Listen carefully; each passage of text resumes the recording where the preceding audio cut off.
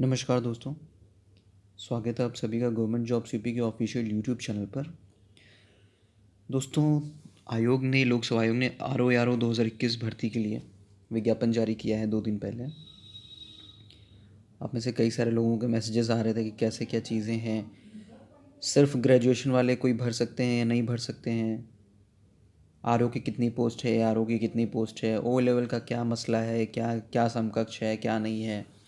कई सारी चीज़ें विज्ञापन में क्लियर नहीं है। आयोग ने कभी कुछ क्लियर ही नहीं किया है विज्ञापन में, वही इस बार भी किया है कि आयोग विज्ञापन में कुछ क्लियर ही नहीं करता है।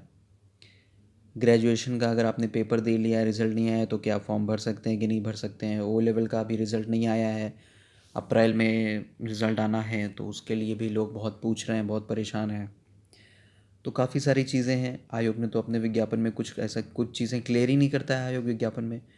वही वो वाला एक विज्ञापन 10 साल पहले का बना हुआ है। वो वहाँ के आर ओ बस वही उठाया, वही बाबूगिरी वाला काम, वही उठाया, वही कॉपी पेस्ट किया और वही वही जारी कर दिया। अरे कुछ मेहनत कर लो, कुछ उसमें सिंप्लीफाई कर दो, क्लैरिफाई कर दो, कुछ स्पष्ट लिख दो। मतलब 2 अक्षर अपनी तरफ से लिखने नहीं है, बस वही उठाया, वही कॉपी पेस्ट कर दिया। 2 अक्षर अपनी तरफ से लिखने नहीं है और लिख भी नहीं सकते हैं, उनकी पावर भी नहीं है इतनी आर ओ की। जब तक ऊपर से अध्यक्ष या सचिव नहीं कहेंगे तब तक वो एक शब्द नहीं बढ़ा सकते अपनी तरफ से।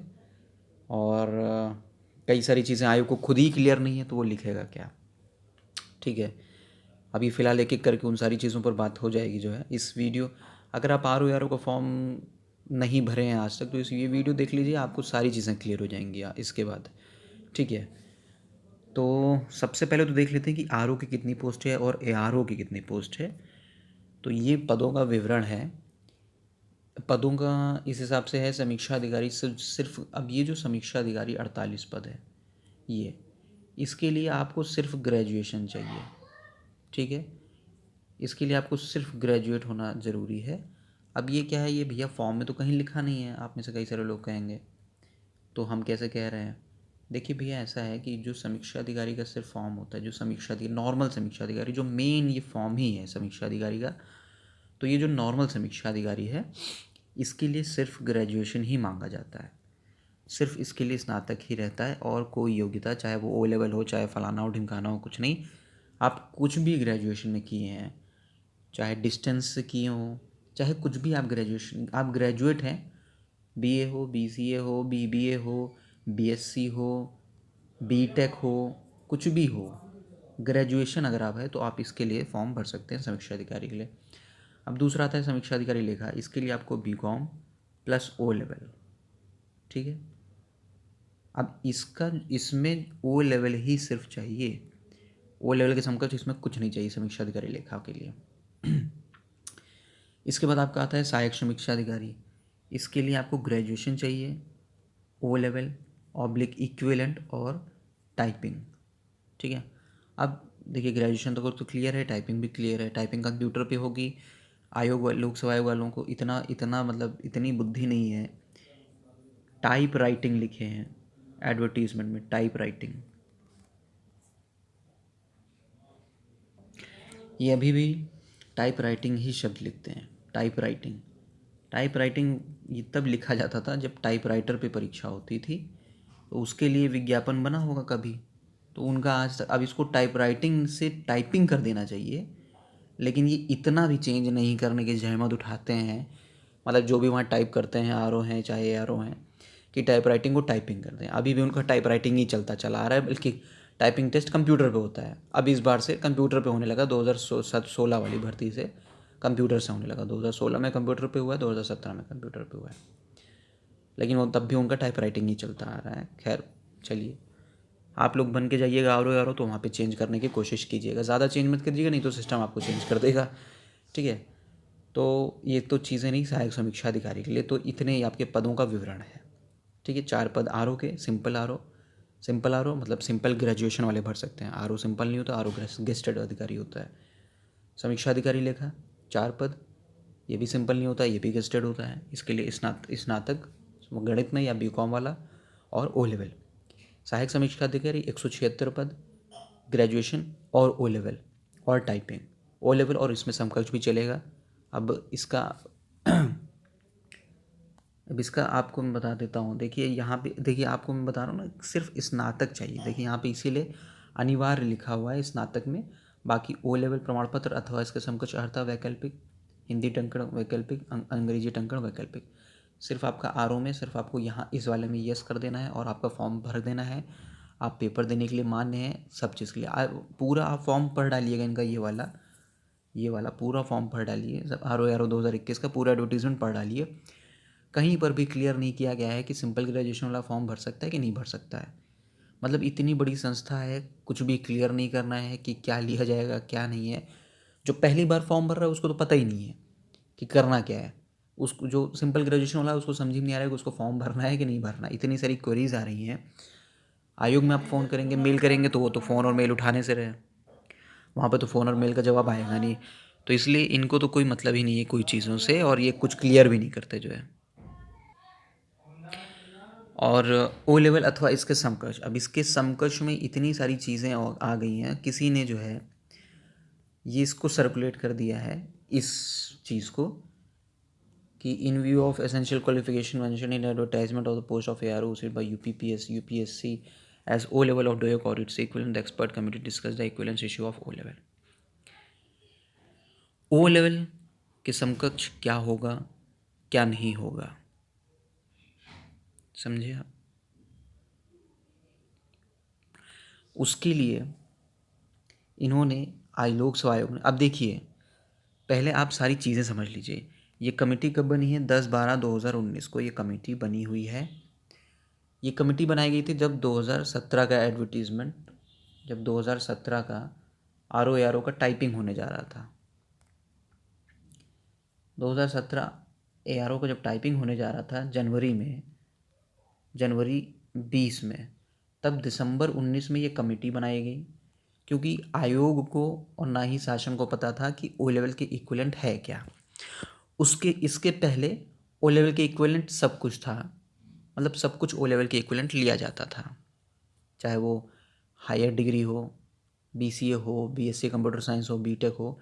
ये कमेटी बना दी दिसंबर 19 में। इसके बाद इसमें कहा गया कि अब कुछ भी ओ लेवल के इक्विवेलेंट नहीं लिया जाएगा, ठीक है। सिर्फ PGDCA और DCA, वो भी कुछ जगहों के PGDCA। अब वो कौन सी जगहों के PGDCA और DCA मान होंगे ये किसी को नहीं पता है। ये आयोग भी आपको नहीं बताएगा ना, आप कुछ पता भी कर सकते हैं। आप 50 कोर्ट केस कर डालिए, कुछ नहीं। तो 2017 में क्या हुआ कि इसके आधार पर जिन बच्चों को, जिन अभ्यर्थियों को 2017 ARO टाइपिंग से बाहर कर दिया गया, उन्होंने कोर्ट में केस किया। और एक आध नहीं, 50+ केस इलाहाबाद में और कम से कम 20+ केस लखनऊ बेंच में चल रहे हैं इस कमेटी के ऊपर, ठीक है। तो ये जो कमेटी है 10/12/19 की, ये कोर्ट में चैलेंज है, ठीक है। अभी इस पर फाइनल डिसीजन नहीं आया है और किसी को पता नहीं कि फाइनल डिसीजन होगा क्या। जब इस पर फाइनल डिसीजन आ जाएगा तभी आपका क्लियर हो पाएगा कि ओ लेवल के समकक्ष क्या है क्या नहीं है। क्योंकि एक बार ये कोर्ट से तय हो जाएगा तो फिर ये चीज़ें क्लियर हो जाएंगी। अब कुछ लोग कहते हैं कि ये जो कमेटी की रिपोर्ट है आयोग ने लगाई है, ये आयोग ने, तो ये जो कमेटी की रिपोर्ट आयोग ने लगाई है ये कोर्ट में लगाई है दोस्तों, कोर्ट में सबमिट की थी, ठीक है।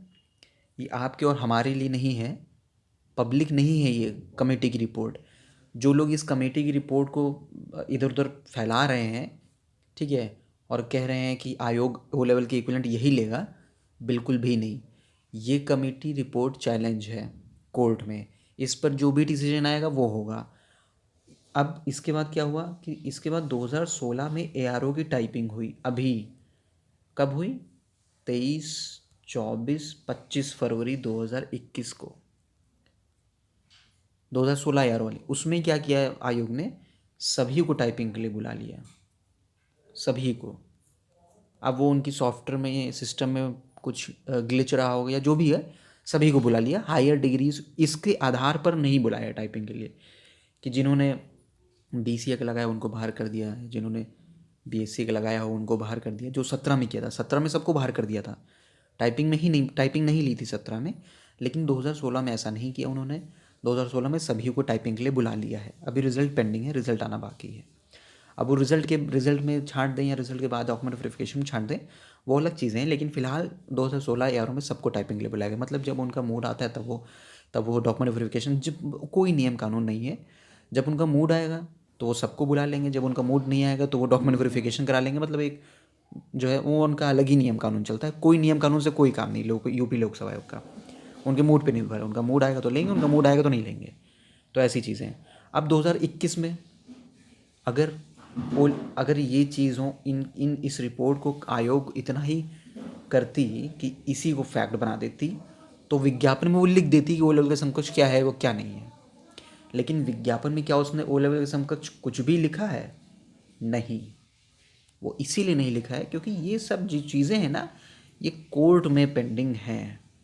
जो चीज़ें कोर्ट में पेंडिंग होती हैं उनको आधिकारिक ऑफिशियल विज्ञापन में आयोग नहीं लिख सकता। चाहे कोई भी आयोग हो, चाहे वो संघ लोकसेवा आयोग हो, चाहे अधीनस्थ हो, चाहे किसी प्रदेश का कोई आयोग हो, चाहे लोकसेवा आयोग हो, चाहे कोई भी आयोग हो, अगर चीज़ें कोर्ट में पेंडिंग है तो वो नहीं लिख सकता आयोग आधिकारिक विज्ञापन में। ठीक है, इसीलिए आपके विज्ञापन में ओ लेवल के अथवा उसके समकक्ष अर्हता लिखी हुई है, उसके समकक्ष क्या क्या लिया जाएगा ये नहीं लिखा हुआ है। अब आपको क्या करना है? अगर भैया देखिए आपके पास ओ लेवल के समकक्ष कुछ है जो आपको लगता है, जैसे आपके पास कोई कंप्यूटर की डिग्री है, डिप्लोमा है, कुछ भी है। अब देखिए मैं इसलिए कह रहा हूँ ना क्योंकि विधानसभा सचिवालय और विधान परिषद सचिवालय का ARO का फॉर्म आया था अभी फ़िलहाल, जल्दी ही, आप सभी को पता होगा। तो आप सभी को पता होगा विधान परिषद और विधानसभा सचिवालय के ARO फॉर्म, उसमें ओ लेवल के समकक्ष सब कुछ मान्य है। अगर आपने कोई डिग्री की होगी कंप्यूटर की तो वो भी मान्य है, कोई भी डिप्लोमा की हो तो वो मान्य है, मतलब सब कुछ मान्य है जो है ना। और यूपी पुलिस गृह विभाग उत्तर प्रदेश शासन का भी एक शासनादेश है जिसमें ओ लेवल के समकक्ष सब कुछ मान्य है। आयोग की ये जो प्रकरण है वो 2017 ARO भर्ती से कोर्ट में विचाराधीन है, जो कि जल्द निस्तारित हो जाना चाहिए। 2016 में भी अगर इस तरह की चीज़ों को वो करेंगे तो ये भी कोर्ट चला जाएगा मामला। उसके बाद आता है 2021 ARO, वो जब ये दोनों चीज़ें क्लियर हो जाएंगी तो इसमें अपने आप चीज़ें क्लियर हो जाएंगी। अब इसमें ओ लेवल के समकक्ष विज्ञापन में तो कुछ लिखा नहीं है, तो ये आपको अपने विवेकानुसार निर्णय लेना है कि आप ओ लेवल के समकक्ष हैं या नहीं हैं।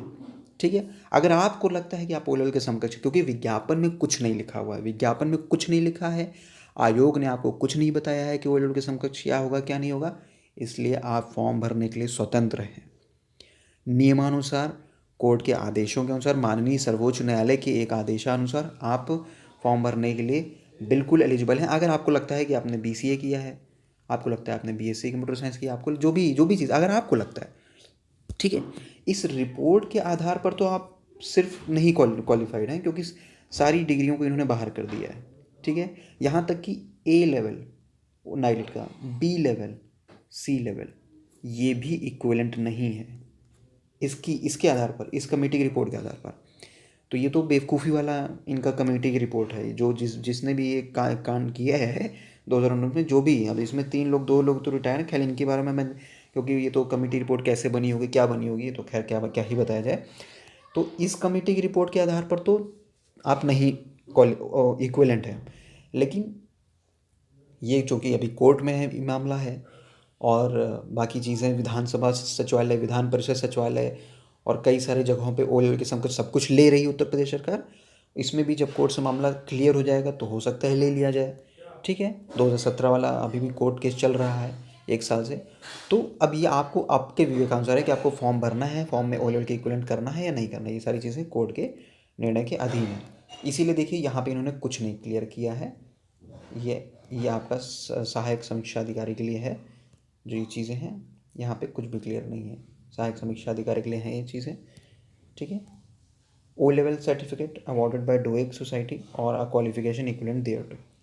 अब ये देखिए इतने, मतलब इनके पास टाइम नहीं है कि डोएक को उठा के नाइलेट नहीं कर पा रहे हैं, इतना इनको करने में दिक्कत आ रही है। डोएक सोसाइटी कब का नाइलेट हो गई है, इनको इतना नहीं हो रहा है कि ओ लेवल सर्टिफिकेट, और यहीं पे लिख देते अगर इनको इतना क्वालिफिकेशन को देयर टू, ये जो लिखते हैं यहीं पे लिख देते, क्योंकि विधान परिषद सचिवालय, विधानसभा सचिवालय और कई और जो यहीं पे मेंशन कर देते हैं कि क्या इक्विवेलेंट है क्या नहीं है। लेकिन इनके पास टाइम नहीं है, और इनके पास टाइम नहीं, और इनको खुद भी पता नहीं है कि इक्विवेलेंट क्या है, तो ये क्या ही लिख पाएंगे। जो है, क्योंकि मामला कोर्ट में है तो इसलिए लिख भी नहीं सकते, कुछ लिख देंगे तो और फंस जाएंगे। ठीक है, तो अब आप ये आपको डिसाइड करना है, आपके विवेकानुसार है, आप इक्विवेलेंट हैं या नहीं। आप अगर अपने आप को इक्विवेलेंट मानते हैं तो फॉर्म भरिए, तैयारी कीजिए। आप अपने आप को इस कमेटी की रिपोर्ट के आधार पर इक्विवेलेंट नहीं मानते तो फॉर्म ना भरिए। ठीक है, ये सब आपके विवेकानुसार है, क्योंकि विज्ञापन में ही जो चीज़ लिखी होंगी उसी पर आपको निर्णय लेना है। आधिकारिक विज्ञापन ही सब कुछ होता है। ठीक, और कोई कुछ नहीं। ठीक है, ये रिपोर्ट कुछ नहीं है, क्योंकि रिपोर्ट पब्लिक नहीं है, एडवर्टीजमेंट में इस रिपोर्ट का जिक्र नहीं है। ठीक है, ये रिपोर्ट कोर्ट में सबमिट की थी आयोग ने, वहाँ से ये रिपोर्ट इधर उधर लोगों को मिलने लग गई। तो ये रिपोर्ट आपको आयोग ने नहीं दी है, ना ही आप आयोग की वेबसाइट से ये रिपोर्ट मिली है, ना ही आयोग के फॉर्म में ये रिपोर्ट का जिक्र है, ना ही इसको इक्विवेलेंसी का जिक्र है आयोग के किसी उसमें। तो ये रिपोर्ट आपको, इस रिपोर्ट को आपको आधार नहीं बना सकते। इस रिपोर्ट में ना कोई विज्ञापन संख्या है, ना कोई लेटर नंबर है, ना डेट है, ना कुछ है, कुछ नहीं है। ये रिपोर्ट कुछ नहीं, ये कोर्ट में सबमिट किया हुआ डॉक्यूमेंट है। इससे आम कैंडिडेट का, नॉर्मल कैंडिडेट का कोई रिलेवेंस नहीं है। ठीक है, तो अब ये आपको निर्णय लेना है जो है कि कैसे क्या चीज़ें रहेंगी, क्या है क्या नहीं है, आपको फॉर्म भरना है कि नहीं भरना, आप इक्विवेलेंट है नहीं, सब आपको डिसीजन लेना है जो है। ठीक है, तो फिलहाल दोस्तों मुझे लगता है कि मैंने आपको सारी चीज़ें लगभग क्लियर कर दी हूँ। वो अभी ऐसे बहुत सारी चीज़ें होंगी जो आपको नहीं क्लियर हो पाएंगी, तो आप कमेंट सेक्शन में कमेंट कर दीजिएगा, कमेंट बॉक्स में, मैं उसका जल्द से जल्द आपको रिप्लाई कर दूंगा। बहुत बहुत धन्यवाद दोस्तों वीडियो देखने के लिए। लाइक और शेयर ज़रूर कर दीजिएगा दोस्तों वीडियो को, चैनल को सब्सक्राइब करना मत भूलिएगा। बहुत बहुत धन्यवाद दोस्तों।